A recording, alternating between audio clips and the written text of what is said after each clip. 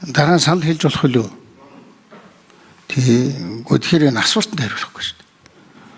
Тэгээ одоо асуусан буруутдаг одоо юм болно. Асуулт асуухаар одоо ирээдүйн цаг дээр юм ярьж шүү дээ. Энэ ч тайлан байхгүй. Яагаад тайлан тавих хэрэгтэй шүү дээ. Би 1 жил байтугай 10 жил хийгээг ажлыг чи асуугаад шүү дээ. Яагаад байгаа юм бэ та нар? Яагаад хийдэг юм бэ?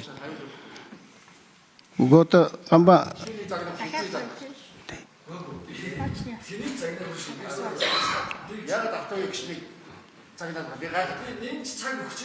тэгж. Харин би асуугаад биш. Хэлээдхий.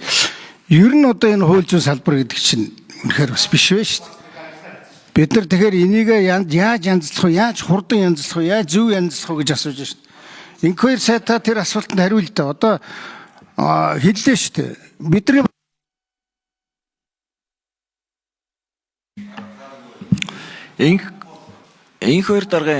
инквайр сайтын микрофоныг өгье. Говь одоо та хэд маань одоо хууль зүйн сайдаас л асуугаад байгаа байхгүй. Тэг би одоо ингээд өөр ажилд яачаад одоо хууль зүйн сайдын эрхлэх асуудлын өрөөний бодлогын асуудал хариулаад байх нь их зохимжгүй байна.